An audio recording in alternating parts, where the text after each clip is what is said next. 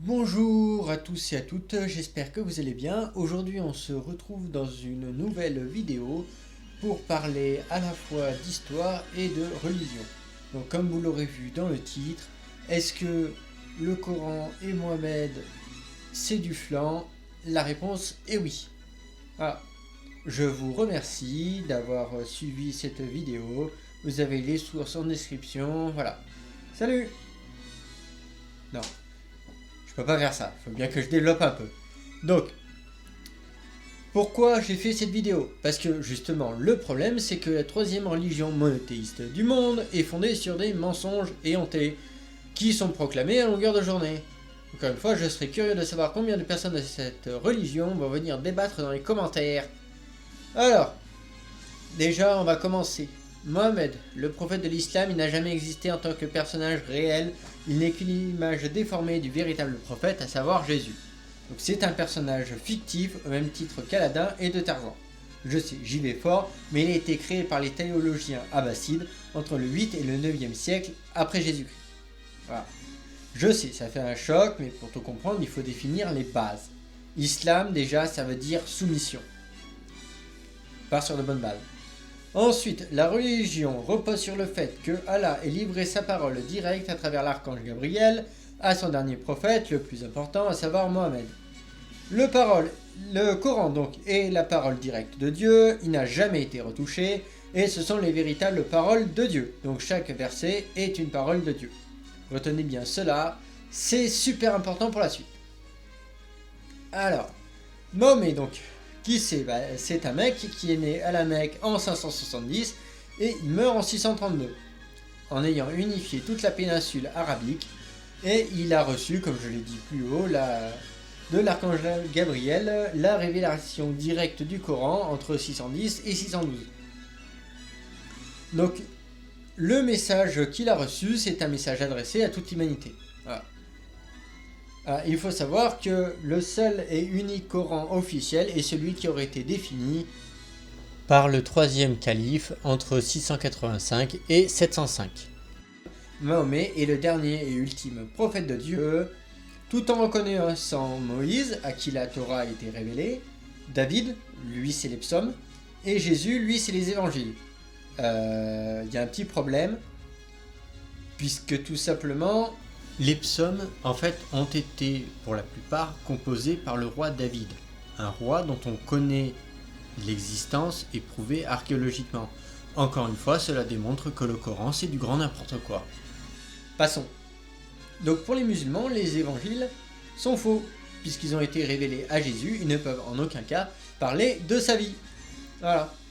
Donc maintenant que la mise au point a été faite, je vais vous démontrer que tout ça, en fait, c'est du flan. Pour commencer, Mohamed, ou peu importe comment vous l'appelez, premier pilier de cette religion, déjà, la Mecque n'existait pas à l'époque de Mahomet. Donc à l'époque supposée de son existence, il n'y avait rien, à part un temple polythéiste vénérant la pierre. Et la pierre, soi-disant envoyée des cieux par Allah.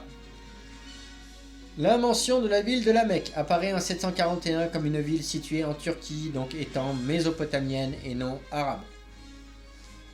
Mahomet est censé mourir en 632. Expliquez-moi comment il aurait pu naître dans une ville située près de Our, se nommant la Mecque, après sa mort. N'est pas une incohérence près, mais bon, c'est pas grave. Il n'existe aucune preuve historique de l'existence d'une ville ou quoi que ce soit appelée la Mecque avant l'an 741. Pourquoi je me répète? C'est simple. Abraham serait allé avec un Pégase à la Mecque voir son fils Ismaël. Oui, parce qu'il faut savoir que dans l'islam, tous les prophètes se déplacent à dos de Pégase. Ensuite, pour le pèlerinage, c'est mort. La première apparition de la Mecque sur la carte est en l'an 900. Voilà. Ensuite, aucune source grecque, syriaque, arménienne, voire nabatéenne, antérieure ou contemporaine de la naissance de l'islam ne mentionne la Mecque. Les sources contenant l'histoire de la Mecque sont uniquement dépendantes du matériau islamique et sont tardives puisqu'elles datent à partir de la fin du 7e siècle. Je rappelle que ces écrits traditionnels sont des dimensions mystiques et légendaires, notamment Mohamed qui va à la Mecque sur un Pégase, excusez-moi du peu. Cette absence de texte musulman les plus anciens interrogent les chercheurs quant à la place prétendument centrale de celle-ci. Voilà. Avant cela, il n'en est fait mention nulle part. Par conséquent, il n'y a aucune preuve archéologique du fait que Mohammed soit né à la Mecque. Donc, aucun témoignage de l'époque supposée de la vie de Mohammed, personne ne le mentionne, pas de gravure, pas de manuscrit, pas de tombe, pas de monnaie frappée à son effigie durant sa période de gloire, pas de traces archéologiques de son existence, de lui, de ses disciples, encore moins de sa tribu. Mais il y a bien sûr une inscription tombale faisant mention de lui, non? Exact. Datant de 685 sur une pièce de monnaie arabo-sassanide. En 691, c'est une pierre égyptienne et en 692, c'est une inscription figurant sur le dôme du rocher. Petit problème, ce sont des désignations chrétiennes et cela désigne Jésus-Christ. Voilà. Ensuite, Muhammad, c'est l'hébreu. Et ce n'est pas un nom propre, mais c'est un adjectif qui signifie l'élu ou le bien-aimé. Là, vous allez me dire, voilà, il était le préféré de Dieu ou d'Allah. Non. Parce que les chrétiens d'Iran l'utilisaient pour désigner Jésus. En gros, la phrase qui est marquée sur les tombes signifie Jésus est l'envoyé ou le bien-aimé de Dieu. Phrase notamment que l'on retrouve dans l'évangile lors du baptême de Jésus. Mais bon. 150 ans plus tard, des califes abbassides détournent cette expression pour imposer et créer une nouvelle religion qui leur sied. 200 ans, c'est le nombre d'années où personne n'a parlé ou même écrit sur lui. Pour un prophète super important, ses disciples auraient dû écrire sur lui ou ses aventures après sa mort. Regardez Jésus, on a les évangiles. Or là, 200 ans d'absence, un effacement peut-être. Ça existe déjà dans l'Égypte antique. Mais bon, puisqu'à son époque supposée, l'écriture était déjà avancée, notamment sur les tombes ou sur les tablettes, voire sur du papier, là rien, peanuts, aucune mention de lui. C'est marrant puisque dans tout le Proche-Orient censé être converti à l'islam à cette période, personne ne sait écrire Mohammed ou ses exploits. Ça fait un peu beaucoup, mais bon, j'aime bien enfoncer le clou dans le cercueil. Pratiquement toutes les reliques de l'islam sont fausses, puisque la plupart proviennent du don de Sélim Ier, après la prise du Caire en 517, enfin 1517, 1517 si vous préférez. De plus, il est cité que 4 fois dans le Coran, sans contexte, il apparaît puis disparaît. Alors, je vous parle du Coran, pas de ses annexes. Non, parce qu'il y a d'innombrables livres qui sont sortis pour expliquer ce qui est pour être dit justement dans le Coran. Donc par la science, je conclus donc que ce soi-disant prophète est un personnage de fiction, au même titre qu'Aladin ou de Tarzan. Alors, oui, ce qui est marqué dans le Coran. Tiens, justement, parlons-en du Coran. Fait important, Coran, sourate 4, verset 82, s'il provenait d'un autre Dieu, il y trouverait de nombreuses contradictions. Normalement dans le Coran. C'est ce qu'on va voir. Alors, le soi-disant prophète aurait reçu l'enseignement de l'archange Gabriel, ce qui aurait donné justement le fameux livre sacré. Sauf que, à la mort du prophète, aucun livre ne sera présent. La question est, qu'est-ce qu'il a fait de ce foutu bouquin? Il n'était pas encore relié, vous allez me dire. Ah bon? Eh bien écoutez, c'est très étrange. Parce que si je prends la sourate 6, verset 7, nous avons fait descendre sur toi un livre papier qu'ils pouvaient toucher de leurs mains. Ceux qui ne croyaient pas auraient certainement dit « ce n'est que de la magie évidente ». La question est, qu'est-ce qu'ils ont fait de ce foutu bouquin? Ensuite, Gabriel, archange révélant le Coran à Mohammed? Non. Puisque toujours sourate 6, mais cette fois-ci verset 8, et ils disent « pourquoi n'a-t-on pas fait descendre sur lui un ange ?» Alors, lui, je suppose que ça parle du prophète. « Si nous avions fait descendre un ange, c'eût été sûrement affaire faite, puis on ne leur eût point donné de délai. » Et la 9, « si nous avions désigné un ange, nous aurions fait de lui un homme, et nous n'aurions causé la même confusion que dans laquelle ils sont. » Alors, de qui il parle, encore une fois? Bonne question. Alors là, les preuves sont incroyables, je suis désolé. Le livre lui-même dément tout à propos de la religion. C'est quand même incroyable ça. Selon les recherches récentes, les textes coraniques sont copiés sur des textes chrétiens ou juifs pour être ensuite adaptés par les rédacteurs du Coran. Alors, qui sont ces fameux rédacteurs? C'est une bonne question. Nous le saurions si des petits malins ne s'étaient pas amusés et mis en tête de détruire tous les musées et preuves archéologiques, car cela ne correspondait pas à leurs croyances. Pour une religion de paix et d'amour, on peut repasser. Alors, comme je l'ai dit, le Coran est la parole directe de Dieu. Et voyons voir ce qui est dit dedans. Pour une religion de paix et d'ouverture. Alors, sourate 2, verset 256. Nulle contrainte en religion. D'accord. Sourate 50, verset 45. Tu n'as pas pour mission d'exercer sur eux, les non-musulmans je suppose, une contrainte. D'accord. Bon. Maintenant retenez bien ça parce que la suite est plus marrante.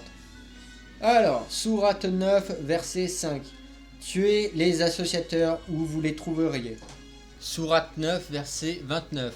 Combattez ceux qui ne croient ni en Allah ni au jour dernier, qui n'interdisent pas ce que Dieu et son messager. Alors là toujours son messager, c'est pas qui c'est. Mohamed je suppose. De toute façon c'est pas indiqué.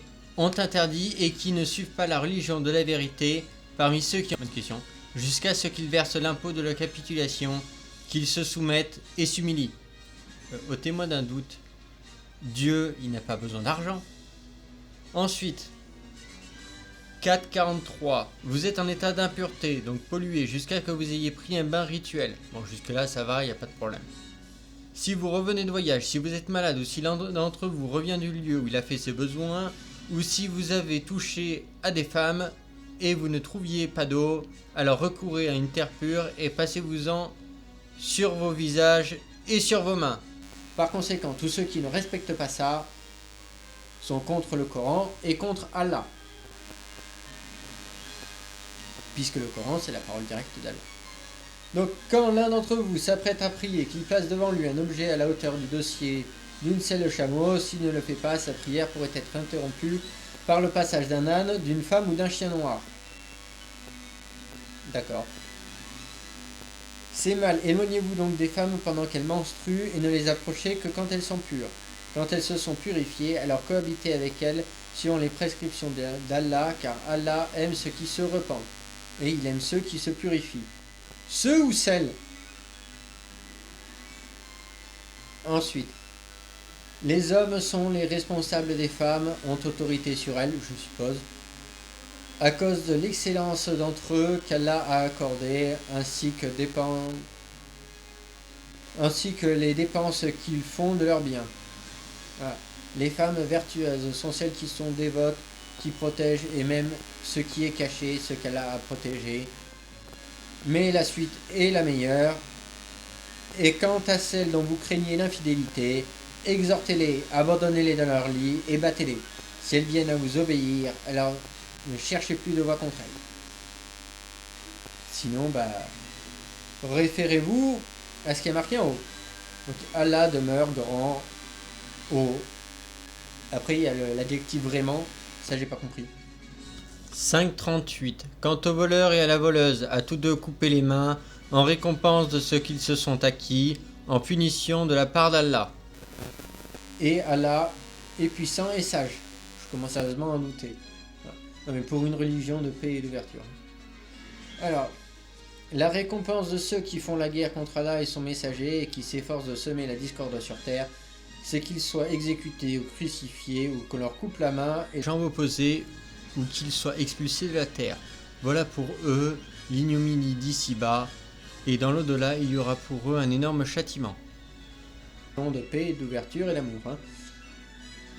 Alors là c'est magnifique.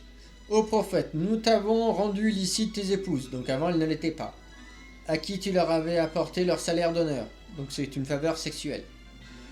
Celle aussi des esclaves en ta possession, qu'Allah t'avait donné en butin, et même de toutes les filles. Voilà, je raccourcis un peu, mais bon, de toutes les filles qui, croyantes, ont fait don de leur personne au prophète, pourvu que le prophète voulut se marier avec elles. Aujourd'hui, cela ressemble plus à une secte, notamment c'est ce qu'on voit dans la secte de Rao, et je crois qu'ils se sont tous suicidés.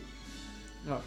Privilège à toi l'exclusion des autres croyants, nous savons ce que nous avons fixé comme règle sur eux au sujet de leurs épouses, de leurs captifs qu'ils possèdent, afin qu'il n'y ait aucun blâme contre toi.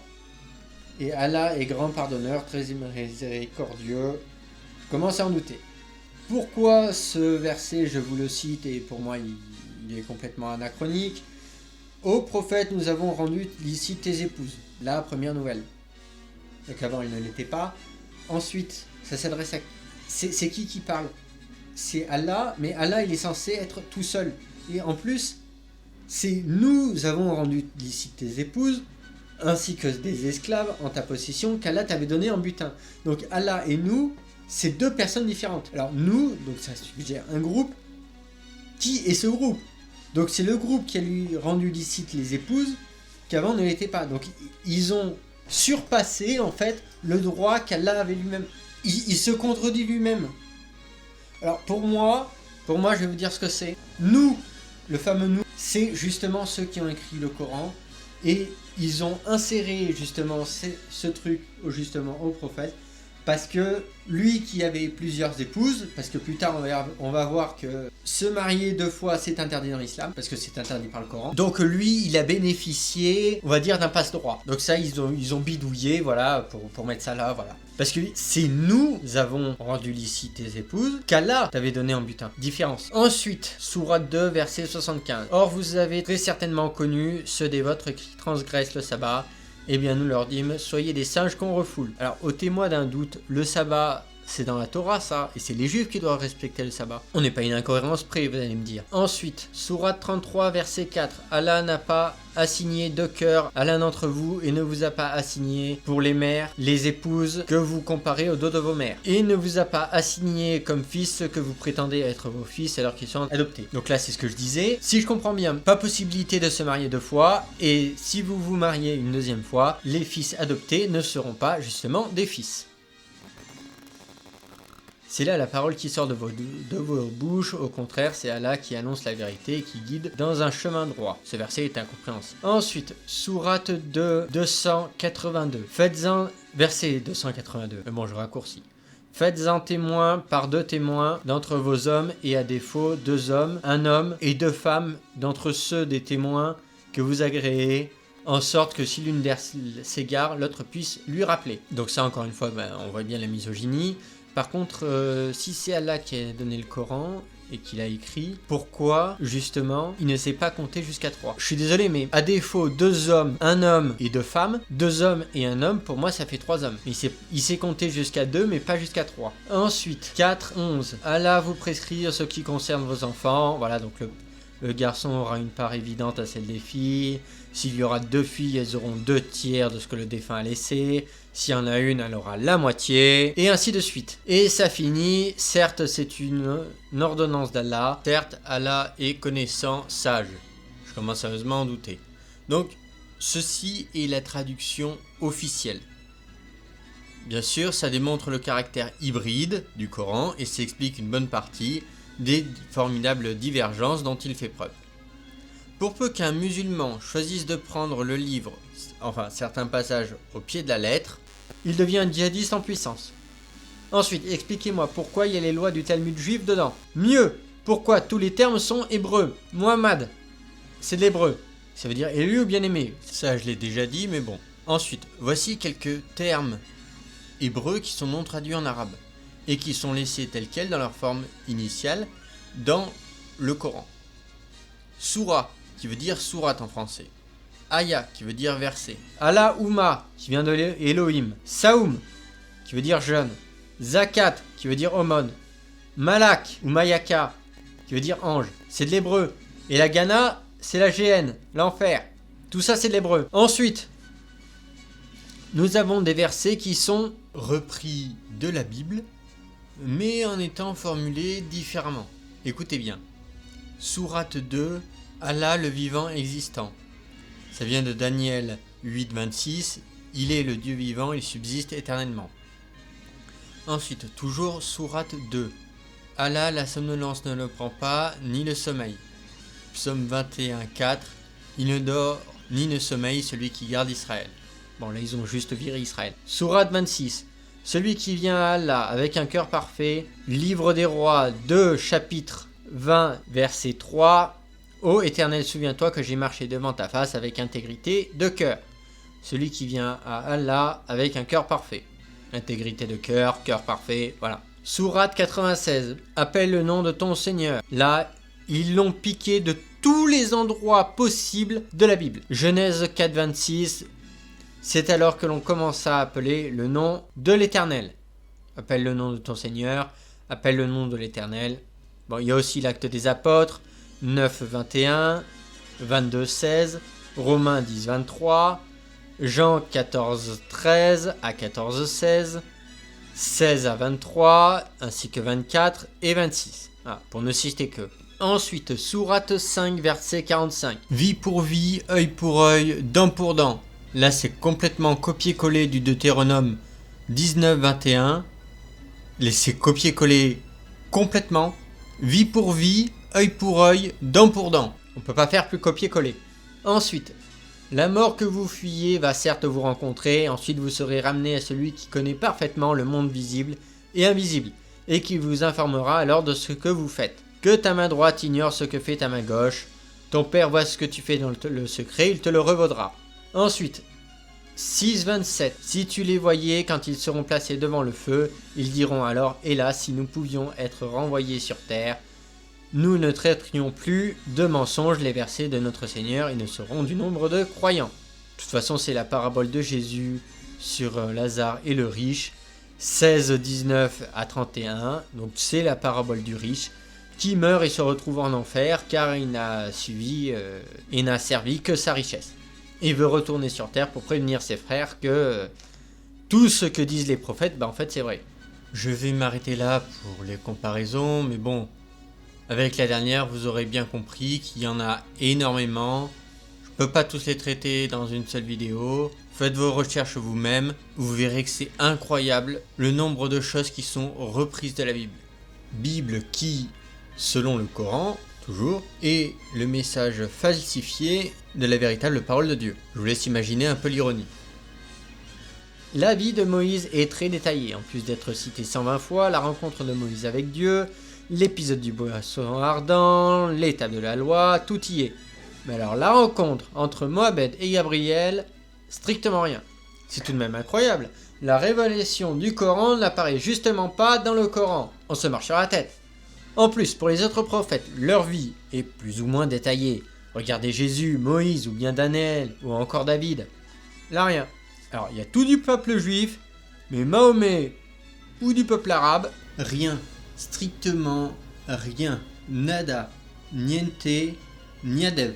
Moïse est le héros du Coran. Il est plus mis en avant que n'importe quel autre prophète. Et c'est la Torah normalement qui doit en parler. Encore une fois, pour le dernier prophète, rien n'est dit. À croire que c'est la Torah et non le Coran. Vous allez me dire, ouais, j'invente, qu'il faudrait que j'arrête de dire n'importe quoi. Alors, Coran 44-30 à 44-33. Nous sauvâmes les enfants d'Israël du châtiment asservilant de Pharaon qui était hautain et outrancier. À bon escient, nous les choisîmes parmi tous les peuples de l'univers. Les enfants d'Israël, nous les choisîmes parmi tous les peuples de l'univers. Ensuite, Coran 62-5. L'image de ceux qui ont été chargés de la Torah et qui par la suite ne s'en chargèrent point, et de la ressemblance de l'âne chargé de livres. Combien détestable est l'image de ce peuple qui traite nos mensonges. Allah ne dirige point le peuple des injustes. Mais le Coran se contredit complètement lui-même. Pour bien comprendre à quel point c'est de la totale foutaise tout ce qui est marqué dedans, parce que le Coran se contredit lui-même en plus de se contredire lui-même, vous allez voir pourquoi. Alors, on prend Coran 32-2. La révélation du livre, nul doute là-dessus, émane du Seigneur de l'univers. D'accord ? Ensuite, Coran 6.34. Et nul ne peut changer les paroles d'Allah. Ok ? Et, pour bien enfoncer le clou, Coran 4.82. S'ils provenaient d'un autre Dieu, ils y trouveraient de nombreuses contradictions. Et c'est ce que nous allons voir. Voilà. Donc déjà, prenez n'importe quelle sourate. Là, on va traiter la sourate 17. Donc le verset 1. Gloire et pureté à celui qui de nuit fit voyager son serviteur, je suppose Mohammed, puisque c'est pas inscrit dans les textes, de la mosquée de la Mecque à celle de Jérusalem, dont nous avons béni l'alentour, afin de lui faire voir certaines de nos merveilles. C'est lui vraiment qui est l'audient, le clairvoyant. Là, on est bien sûr du voyage dans le temps, parce que sinon, je vois pas comment c'est possible. Ah si, je le vois, ça a été écrit après, mais bon. Et donc, du coup, ne peut pas venir de Dieu, puisque le livre est tombé tout cuit du ciel. Bon, par contre, ce que j'ai pas très bien compris, c'est de qui il parle. De Allah qui fait voyager son serviteur, ou du serviteur lui-même. En disant, c'est lui vraiment qui est l'audient, le clairvoyant. Donc, nous, c'est Dieu, puisque nous avons béni les alentours, mais il n'est pas censé être unique. Puis après, ça repasse à la troisième personne. On fait bien la distinction entre nous avons béni les alentours, c'est lui qui est vraiment l'audient, le clairvoyant. Donc si nous désigne Allah, qui est lui? À ce moment-là, je suppose que c'est son serviteur. Il est censé être unique, puisque ils disent qu'il n'y a que Allah comme Dieu, et il n'y en a pas d'autre. Tous les autres sont faux. Alors pourquoi il y a marqué nous? Allah est-il plusieurs? Non, puisqu'il est seulement un. Ça pourrait marcher si on était dans la Bible. Parce que dans la Bible, justement, dans l'évangile, il y a Jésus et Dieu. Bon, il y a aussi l'Esprit Saint, mais bon, ça c'est une autre histoire. Bon, donc ça c'était le 1. Ensuite, là, Mohamed, c'est fini. Nous avions donné à Moïse le livre dont nous avons fait un guide pour les enfants d'Israël. Ne prenez pas de protecteur en dehors de moi. Donc, pour moi, le serviteur, en fait, c'est Moïse. C'est pas Mohammed. Puisque après, ça nous parle de Moïse. Voilà. Ne prenez... Alors, là, on voit bien la contradiction dans une seule phrase. Nous avions donné à Moïse le livre. Nous avions fait un guide pour les enfants d'Israël. Ne prenez pas de protecteur en dehors de moi. Donc, nous et moi sont deux personnes différentes. À moins que cela fasse référence au nous de majesté, utilisé bien sûr par les empereurs, par les rois, mais aussi par le pape, par les papes. Le problème, c'est que en disant nous, ils parlaient donc en leur nom et au nom de Dieu, parce qu'ils disaient qu'ils parlent au nom de Dieu, donc Dieu parlait à travers eux. Par conséquent, c'est pour ça qu'ils disaient nous. Or, au témoin d'un doute, Dieu n'a pas de Dieu. Au bout d'un moment, c'est plus possible.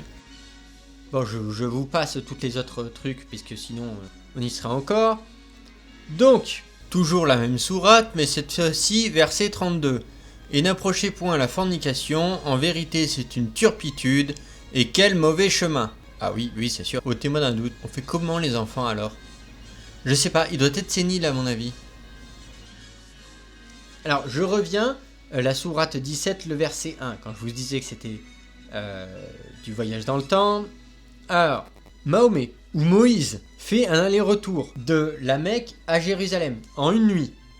Cette sourate, qui est censée être datée de 621, parle de la mosquée de la Mecque, ville qui n'existait pas à son époque, mais bon, on n'est pas une erreur près. Donc à l'époque des deux, ni de Mahomet, ni de Moïse. Donc à cette date, le prophète n'avait pas encore conquis la ville. Et la Kaaba abritait une pierre noire, et c'était un temple polythéiste vénéré par des Arabes. Donc oui, les Arabes, avant, ils étaient polythéistes. Donc, encore une fois, soit c'est Moïse, et là, c'est un truc complètement idiot, oui, parce que même Abraham se rend à la Mecque. Je tiens à le rappeler, dans le Coran, comme j'ai démontré déjà avant, déjà la Mecque n'existait pas à cette époque-là, puisqu'elle apparaît en 741, donc ni Mahomet, encore moins Abraham ne serait à la Mecque, surtout en Pégase. Mais bon, et je tiens à vous rappeler que le Coran est soi-disant la parole directe de Dieu, descendue dans un livre directement, tout cuit dans les bras du prophète. Sachant, encore une fois, je sais, je me répète, mais selon le Coran, c'est les autres qui sont faux. Le Coran, lui, est totalement véridique. Je vous laisse quelque temps méditer sur cette connerie. Donc, ensuite, la sourate parle de la mosquée de Jérusalem, qui malheureusement a été construite plus de 60 ans plus tard, entre 679 et 688. Déjà, donc soit c'est Muhammad, donc déjà qu'il est né dans une ville qui est apparue bien après sa mort. Là, il fait mieux, il voyage dans une mosquée qui est construite 60 ans après sa supposée mort. Bon. Pourquoi attendre 60 ans pour écrire alors que le livre est tombé tout cul du ciel? Bonne question. Peut-être était-il maudit à savoir. Ensuite, pour Moïse, parce que si à mon avis c'est Moïse, il peut pas se rendre dans la mosquée de Jérusalem parce que justement les mosquées n'existaient pas en ce temps-là. Au niveau des dates, ça concorde pas du tout. Mais bon, admettons, ce sont des simples erreurs qu'on va mettre sur le dos des transcripteurs. Mais expliquez-moi comment l'énorme tromperie qui consiste à dire que Abraham et Salomon étaient musulmans, respectivement 25 et 16 siècles avant l'apparition de l'islam, et même que Adam était musulman. Bon écoutez, il n'y a qu'une seule réponse, c'est la proportion de l'islam à tout s'accaparer à fabriquer des mensonges éhontés. Mais beaucoup mieux, tout débute par un déni de vérité. La terre d'Israël n'est pas juive. Il suffit pourtant de prendre n'importe quel livre d'histoire en dehors des pays islamiques pour constater cette évidence. Israël a une existence juive authentifiée depuis au moins 3 millénaires depuis le règne de David. Prouvé notamment par la stèle de Meremta, fils de Ramsès II. C'est important d'avoir des sources extérieures. L'islam persiste donc dans le déni de vérité et révise l'histoire de la manière qu'il arrange. Ce qui pourrait expliquer le Coran et le prophète. Mieux, lisez simplement une sourate, c'est la pure controverse. Ah, le Coran, ce parfait livre bourré de controverses. En parlant de controverses, voici quelques petites pépites que j'ai trouvées. Vous allez voir à quel point c'est magnifique. Dans 73-10, Dieu dit « Et endure ce qu'ils disent et écarte-toi d'eux d'une façon convenable ». Je suppose qu'il parle de ses ennemis. Tandis que dans 2-191, Dieu ordonne de les tuer. Et tuez-les où que vous les rencontriez, et chassez-les d'où ils vous ont chassé. L'association est plus grave que le meurtre.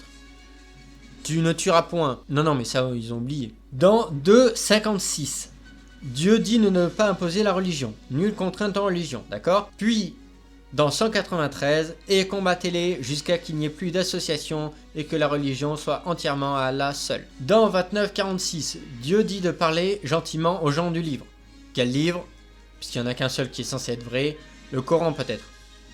Voir la Torah de Moïse. Et ne discutez que de la meilleure façon avec les gens du livre, sauf ceux d'entre eux qui sont injustes. Alors, définition de l'injustice. Nous croyons en ce que nous avons fait descendre vers nous et descendre vers vous. La dissociation plutôt entre nous et vous.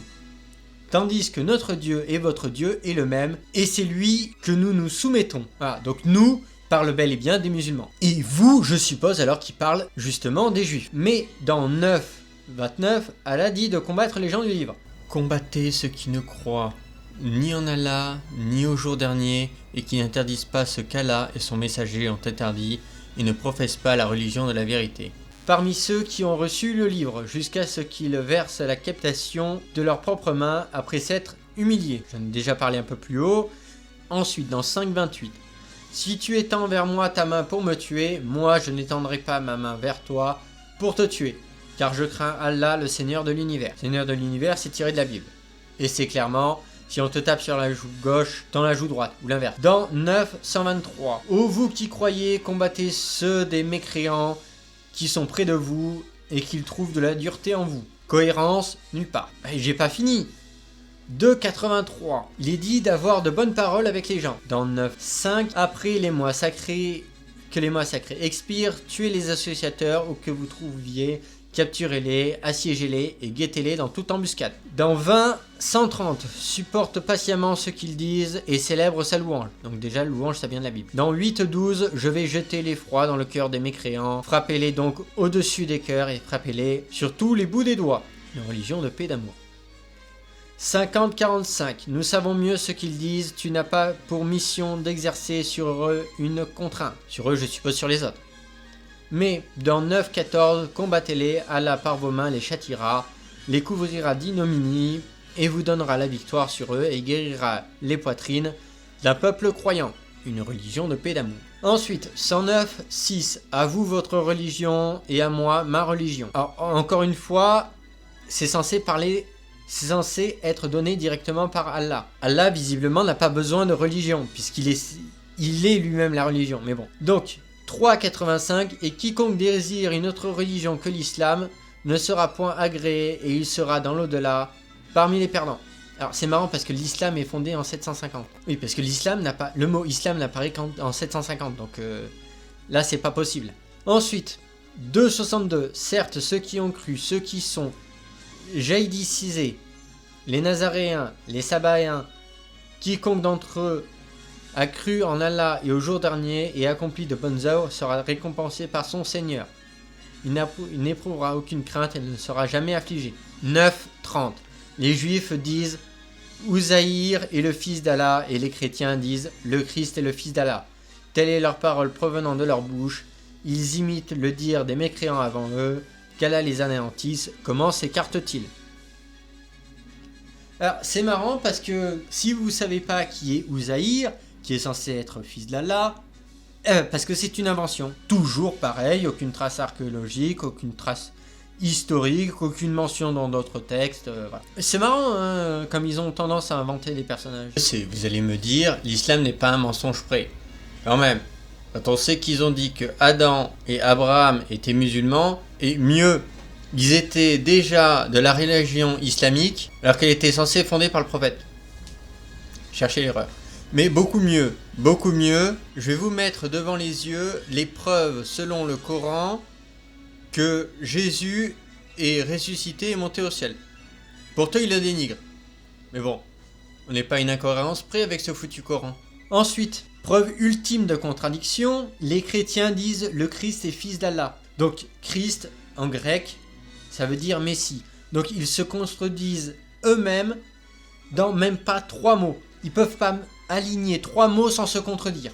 Je m'arrête là sur les versets qui se contredisent eux-mêmes pour une controverse encore plus énorme, puisque figurez-vous qu'il y a des versets sataniques dans le Coran. Alors comme on l'a vu, le Coran lui-même dit qu'il est descendu du ciel directement, mais bon c'est pas grave. Ça aussi ça doit être dit par non pas Mahomet, hein, mais par Satan. Alors, cet épisode concerne la sourate 53 des versets 19 à 23. Donc cet incident aurait eu lieu à la Mecque.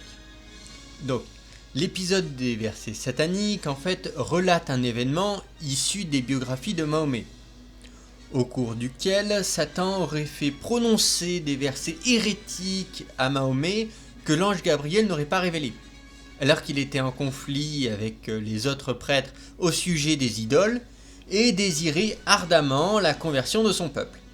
Mahomet récite la sourate l'étoile récemment descendue devant l'assemblée des prêtres. Satan aurait alors profité du désir de Mohammed pour lui faire dire des paroles de compromission et de réconciliation.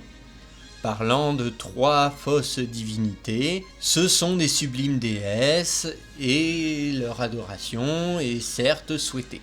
L'archange Gabriel aurait alors signalé à Mahomet qu'il se serait trompé dans la récitation et celui-ci aurait alors de nouveau récité la sourate devant les prêtres, mais sans erreur cette fois-ci, ce qui aurait amené une rupture définitive entre les musulmans et les autres croyants. Alors c'est marrant parce que Dieu signalant à Mahomet que Satan aurait induit en erreur tous les prophètes avant lui, mais que lui-même corrigerait les erreurs.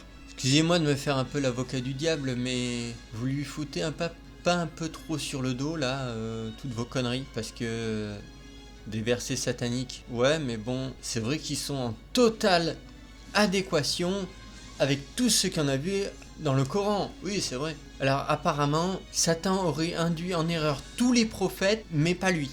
Non, lui non. Donc il est arrivé à Mahomet de louer nos idoles et d'en dire du bien.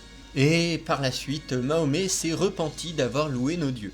Oh bah ça alors. Alors c'est marrant parce que ça contredit en fait ce que eux-mêmes disent. Parce que Dieu signale à Mahomet que Satan aurait induit en erreur tous les prophètes avant lui, mais que lui n'est pas induit en erreur. Pourtant, on dit qu'il est induit en erreur. Excusez-moi pour la petite blague, mais cherchez l'erreur. Voilà. Ça, ce sont une petite compilation, j'ai bien dit petite compilation, de toutes les contradictions possibles du Coran. Coran, je rappelle, qui est un livre descendu directement du ciel, tout cuit directement écrit par Allah. Donc, expliquez-moi comment Allah aurait pu se contredire lui-même. Et même si on pense que le Coran n'est pas descendu directement du ciel, déjà c'est contraire à ce que dit le Coran. Donc le Coran se contredit lui-même, en plus de se contredire lui-même. Cherchez le niveau de cohérence, il n'y en a pas. Ensuite, halal, c'est pas remarqué dans le Coran. De même, quand ils disent oui, le soleil, les étoiles et la lune. Donc déjà, preuve scientifique, normalement, Allah est censé savoir que le soleil est une étoile. Mais bon, il le dit pas. Mieux, les 4 fois où le nom de Mahomet figure dans les textes, il a été brutalement, sans se soucier de la cohérence ni même de l'explication. De toute façon, je viens de le démontrer plus haut. Aucune description de son mode de vie, sa religion ou ses relations sociales, strictement rien n'apparaît dans le Coran. Voilà. Et preuve ultime, il n'a jamais expliqué les sourates à ses disciples. Il n'a même pas donné sa propre version des faits quant aux textes flous et ambigus figurant dans le Coran. Je vous invite tous à lire le Coran et uniquement le Coran pour m'en faire un résumé et qui me disent qu'ils ont tout compris. C'est pas possible.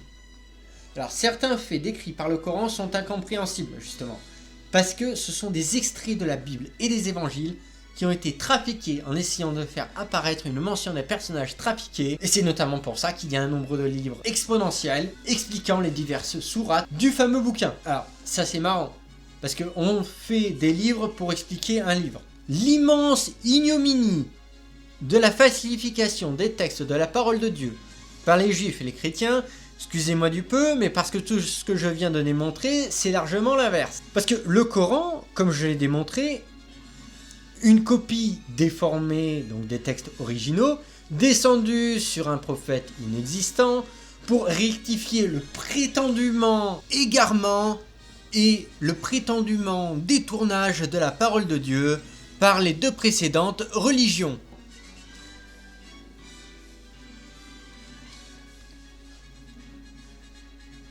On va résumer un peu tout ce que j'ai dit.